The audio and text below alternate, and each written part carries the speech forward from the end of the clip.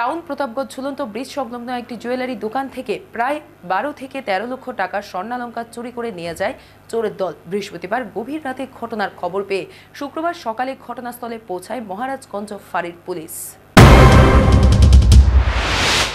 Town Pratapgarh ঝুলন্ত bridge সংলগ্ন একটি জুয়েলারি দোকান থেকে লক্ষাধিক টাকার স্বর্ণালংকার বৃহস্পতিবার রাতে চুরি করে নিয়ে যায় চোরের দল। দোকান মালিকের নাম প্রদীপ দেবনাথ। শুক্রবার সকালে দোকানের তালা ভাঙা রয়েছে এই খবর পেয়ে ছুটে আসে দোকান মালিক। উনি এসে দেখতে পান দোকানের তালা ভেঙে সিন্দুক সহ প্রায় 12-13 লাখ টাকার স্বর্ণালংকার চুরি করে নিয়ে যায়। 12-13 লক্ষ টাকার জিনিস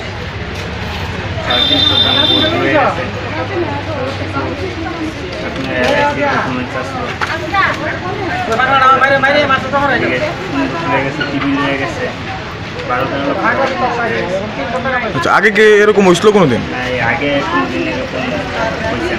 কালকে দোকান বন্দোবস্ত কয়টায়?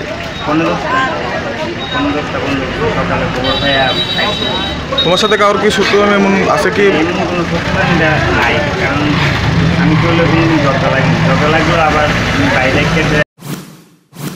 পুলিশকে এ ব্যাপারে খবর দেওয়া হলে ঘটনাস্থলে ছুটে যায় মহারাজগঞ্জ ফাঁড়ির পুলিশ। ঘটনার তদন্তক্রমে চোরকে গ্রেপ্তার করার প্রচেষ্টা চালাবে জানিয়েছেন মহারাজগঞ্জ ফাঁড়ির পুলিশ। সকালবেলা একটা ইনফরমেশন আসছিল যে সুন্দরবনে দোকানে একটা চুরি হয়েছিল। এই খবর আমরা বুঝলাম দশটা চুরি হয়েছে, মিষ্টি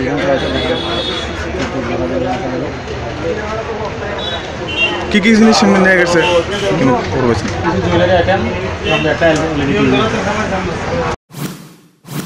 তবে দোকান মালিক ও এলাকাবাসীর অভিযোগ, আগে এই বাজারে পুলিশ রাতে টহলদারি করত, কিন্তু বর্তমানে তা করা হয় না। তাই টাউন প্রতাপগড় এলাকায় চোরের উপদ্রব বৃদ্ধি পেয়েছে। Bureau report, news vanguard.